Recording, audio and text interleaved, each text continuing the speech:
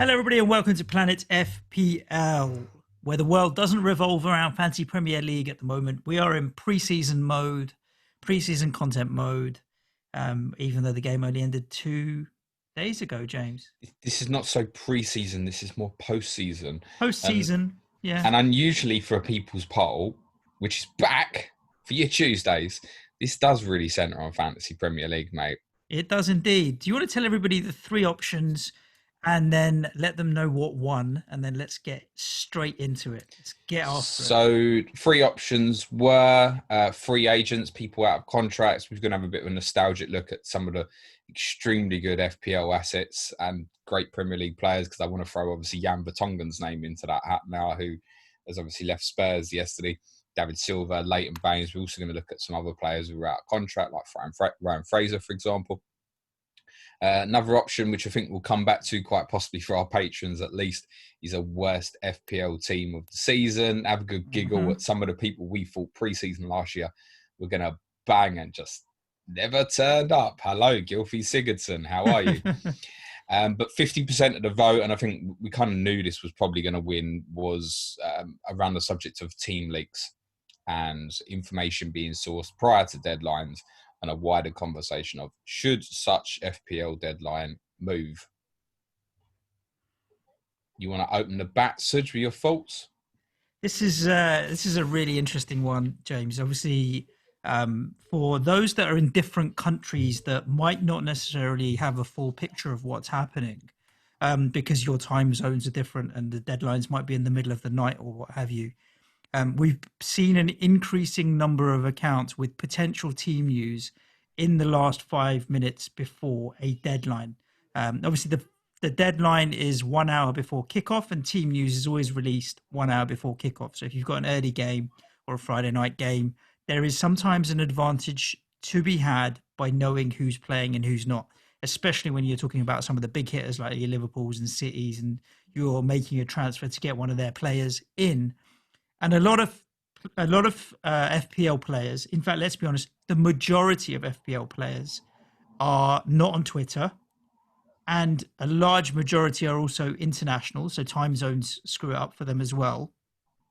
And the feeling amongst a lot of members of the community is that it gives people an unfair advantage, and as a result, the deadline should be moved to either 2 hours before the first kickoff, which means that team leaks are basically nigh on impossible, or as Sky Fantasy Football do, right up until the kickoff, which means that we all have a similar advantage to knowing the team news. And I'm sure most people listening to the pod will know that that's what the debate is about, but it's given it some clarity. And I'll be honest with you, James, from what I've seen on Twitter, the majority of outspoken comments are against team leaks. People are saying that it's unfair and they want something done about it. Now, I feel like if you're the type of person that doesn't care and wants to gain the extra advantage by having access to the team news, you're not going to be plastering it all over Twitter saying, I don't care if I've got an unfair advantage over you, mate. Tough shit, deal with it. I feel Some like will. yeah, some will, but I feel like it's an easier thing to speak out about when you're saying, I think it's unfair, then you're saying, sod it, free for all. Definitely. So I feel like if you go by the sentiment that people are putting out there, I don't think it's wholly reflective of the whole community, because the vast majority of sentiment at the moment is that something should be done about it. Yeah, I understand that. I totally get what you're saying about the noise thing. So people who are happy with it are not necessarily, you won't really hear their noise of saying, I love the way it is at the moment. It's worth saying, obviously, what you say about Twitter as well, in terms of, and we've said it so many times about being a small bubble within an FPL game. 98% of the listeners, well, not our listeners, but 98% of the players, should we say, won't even have a clue that this is a thing. Yes. Genuinely, they will not even have a clue that this is a thing. 98% of people, if the deadline changes next year, are not going to know why. Mm-hmm. That's the reality. Bigger scale. Think bigger than what we just see within our Twitter bubble, etc. I do think it's time for a change, though. I do think that. Every player, I don't think this season I made any transfers based on last minute leaked team news I did.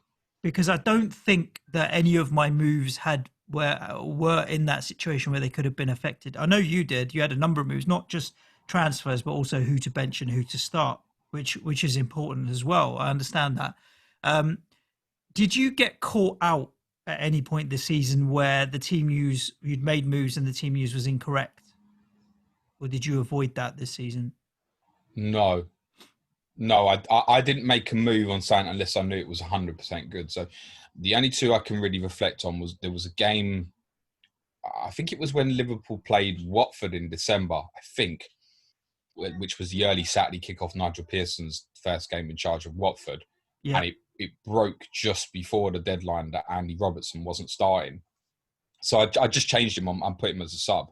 yep. And he came on with half hour to go, and it was probably the worst half hour of my FPL season, watching him bomb up and down that wing and him not being in my team. I think I gained the point of it. I think whoever I put in his place got 2 points and You Robertson got got 1 point. one. But Robertson easily could have been coming on and getting 4 or 5 points easily.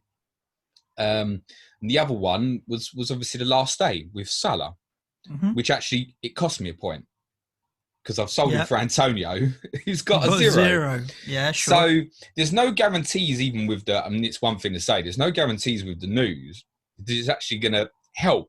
All it does is give you a little bit more information. Now, in theory, over the course of time, if you've got that information, you keep making changes that's going to have starting players in your team. In the long run, you're going to benefit. There's no doubt about that. In terms of times it's really influenced me this year, not much. I feel like I've got 3 different perspectives on this because I've obviously done the deadline stream since the restart. So I feel like I'm being in amongst people's thoughts right up until the deadline.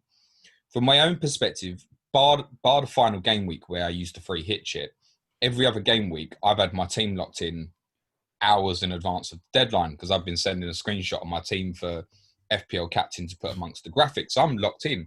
And you know me, once I'm set in my head, that's it. And the other perspective is obviously through what we've learned in the Sky game this year, is obviously having the deadline up until kickoff. So I see all 3 sides of the argument. One of the things I mentioned on my Champ Man stream on Saturday was put the deadline at 5 o'clock every Friday, irrespective of when the kickoff is. Say that's it. I don't know how would you feel about that? If it was 5 o'clock every Friday, whether there's a Friday night game or there's not.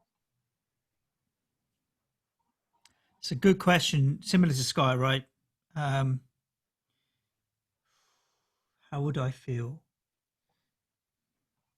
I think it needs a little bit more unpacking.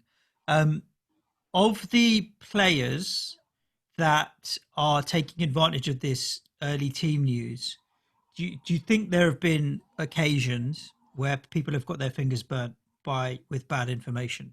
Oh, yeah, there's so many fake accounts out there putting out fake news and stuff. I'm pretty sure there's people getting burnt. In the grand scheme of things, what's the split, do you think, on people getting good information and making the right decision they want versus getting bad information and getting their fingers burnt? Do you think the vast majority of information you get is good? That the vast majority of decisions made are based on good information? Well, I can't speak for everybody, obviously, but for myself personally, I wouldn't reflect on anybody's rumor or anything until I know that I trust the source. Simple as that. So we know there were fake accounts going around Sunday and stuff. Just blank them out. I'm not interested. A few people DM me and went, while I'm doing my live stream, do you think this is true? I'm just going to ignore. Don't know who it is. Okay, just ignore it. There are two pools of people that could get hurt by this. The first are people that get bad information and make bad decisions from these spam accounts, and they are running the risk anyway. It's like let's look at it as a horse racing analogy potentially, right?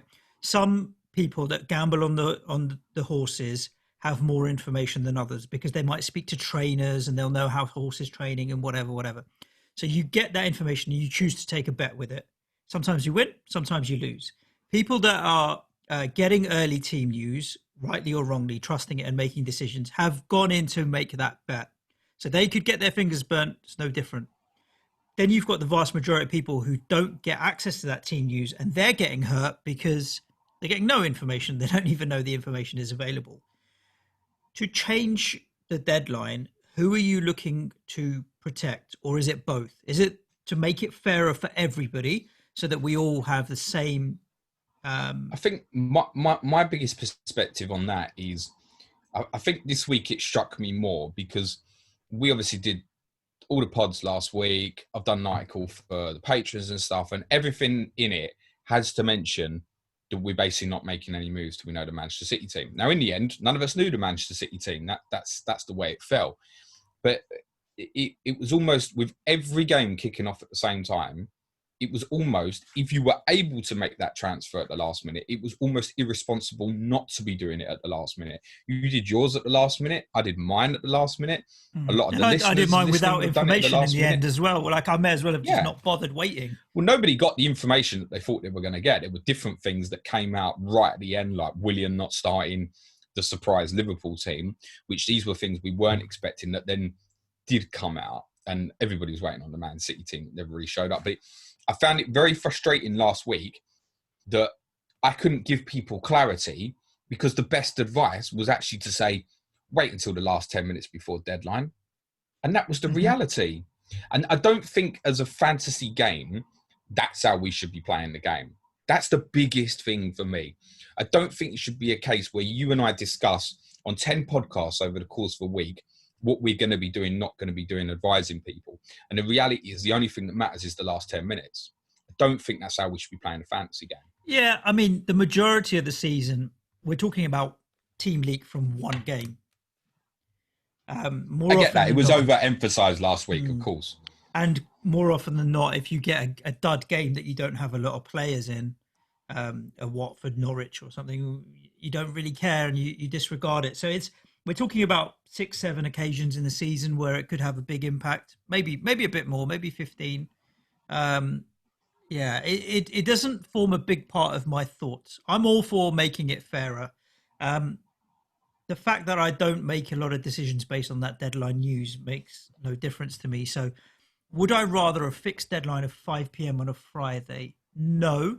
I'd rather, if you've got Friday night football, it doesn't work. I'd rather a Saturday morning deadline, if I'm honest with you, or a Friday 7 p.m. deadline, because after work, Friday is when I would figure out my final moves. Suj, you have plenty of staff. You know what people are doing at 4:30 on a Friday, right? Yeah, it's downtime. They're looking at their fantasy team, mate. Yeah. Well, not here. You're the only one. You and me are the only ones that care. Suj, I hate to break it to you. No, that's going on. There's no one at work who plays fantasy anymore, James. Apart from you and me. Listen, all right, no one plays it well other than me and you can argue that we don't either. To cover up just something on whether the deadline should... I know for certain Manchild ain't looking at his man. No, it's definitely not Manchild, by the way. One of the debates is obviously should the deadline get moved to kickoff, which is fair in theory. That's not going to happen. Neil Murray was the first person I saw absolutely nail this on the head yesterday at Ronaldinho, who said there's a major problem with moving the deadline to kickoff, where everybody could then source that opening team news of the first game of the game week. And the problem is, it's not the leak, it's the game.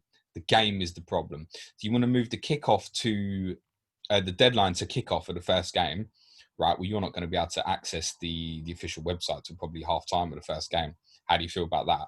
Correct. So that can't work. It doesn't get around your time zone issue as well. Like, regardless of that, if it's 3 a.m. in America, it's 3 a.m. in America. They're not going to be getting. You don't want people to be getting up in the middle of the night. It doesn't.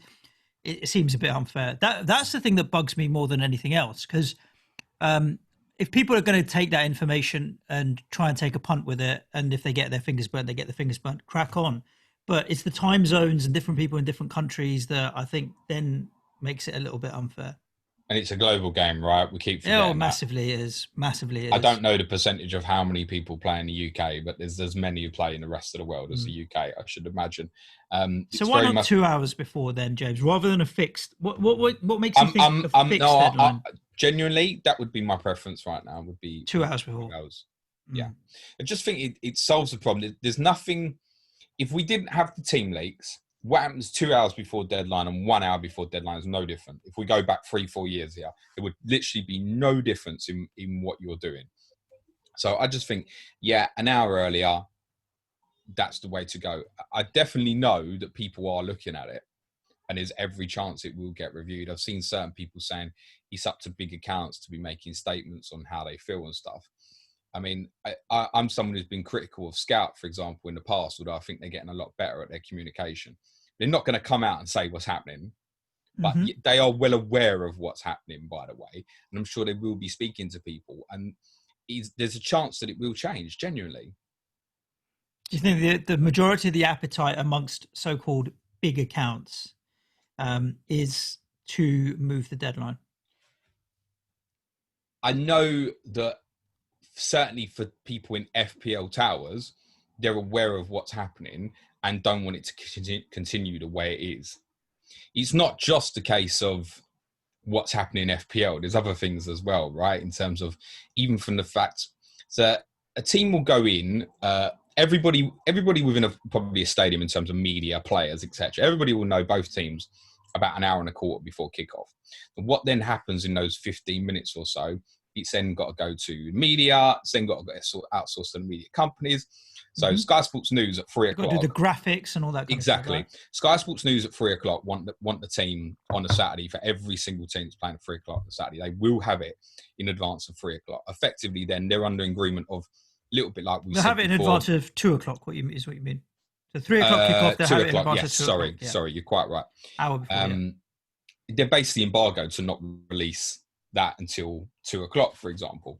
Now, we've obviously got accounts with like Rockstar or Scarface before he was sat down, and I don't know who Rockstar is. I don't know if his name's Peter, Bob, Shirley, whatever, right? Rockstar's been great if you used his information this year because he's been 100% accurate. Where he's been getting the information from, I don't know and I don't care, but it's coming from somewhere within that 15 minutes before kickoff. And that's where the spoiler's coming from. So if you move the deadline to 2 hours before kickoff, it is factually impossible to be 100% certain. Now, we all knew the Leicester team.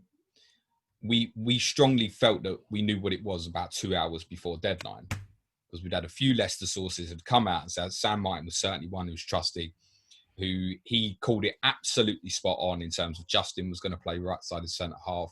Harvey Barnes wasn't going to play.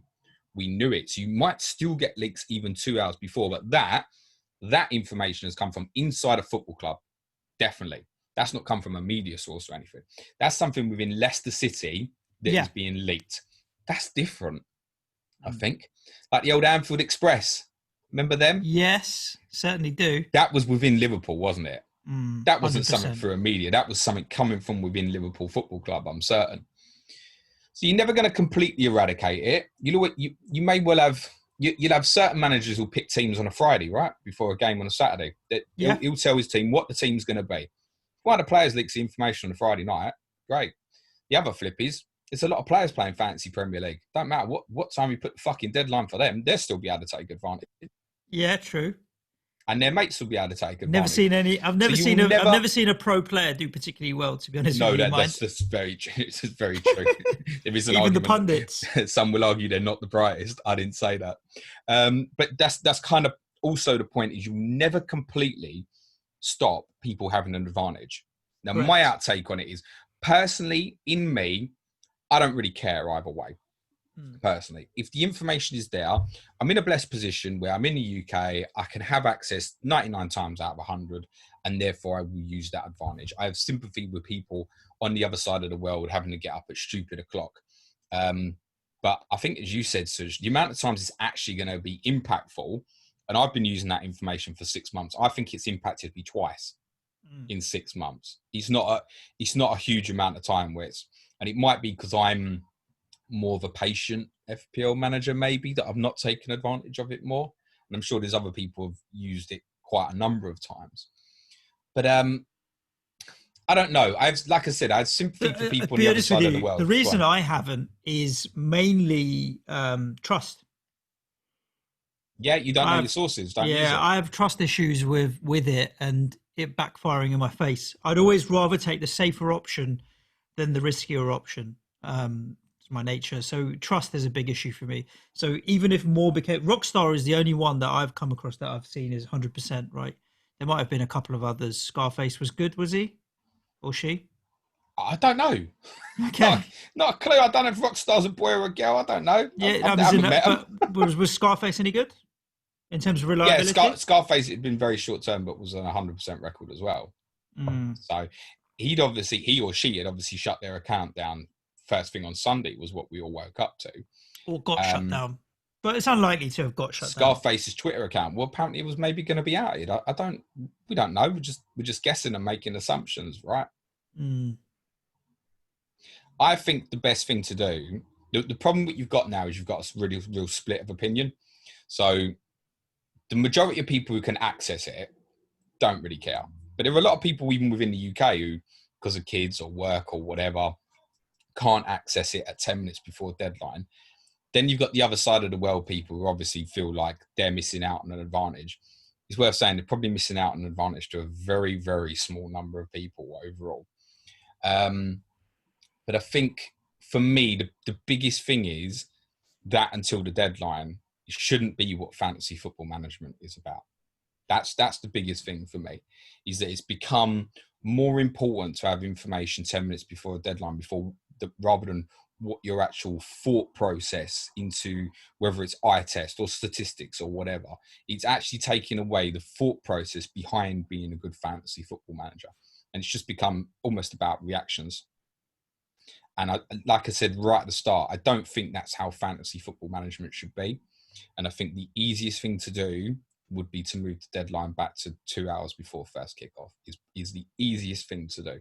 It can't go on the first kickoff, because they'll shut down the game. It'll shut down the game. I'm even looking at, like, what about even 90 minutes? 90 minutes would probably solve the problem as well. But yeah, possibly would maybe be enough.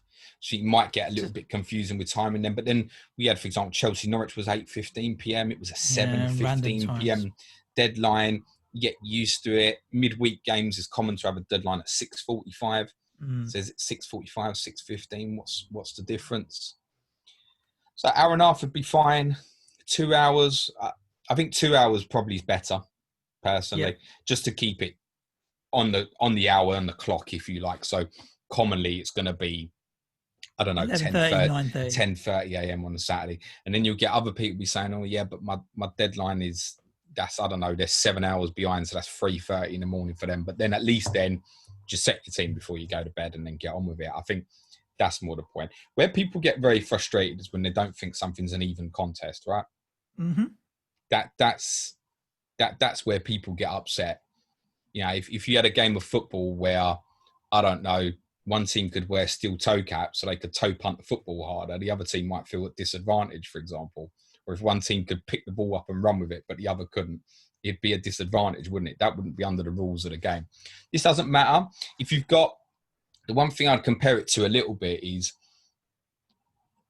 the argument against saying people got an advantage. There is similarity between, and I've used this argument before, some people will listen to us and don't listen to us. And then depending on how people interpret that, some people will feel they've gained an advantage because they've listened to us, or they've listened to another podcast, or they've used the data off of Scout or Hub, whatever, right?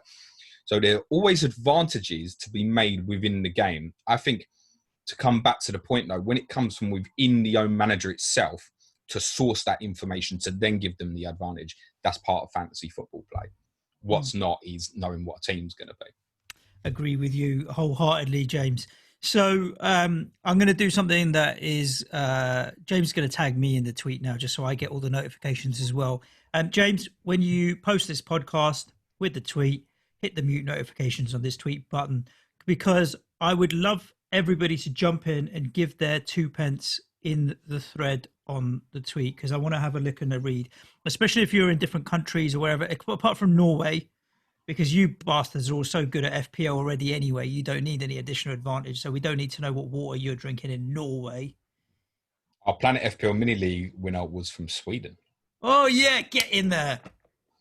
Why am I creating a war between the Scandinavian countries? I don't know. I don't know I think they're generally quite friendly with each other. Yeah, I think I do like them. So yeah, actually Norway included as well. We'd love to know your thoughts and comments on what you think would be a good solution, and whether you're for or against the deadlines. I mean, obviously everybody's asked for this topic of conversation.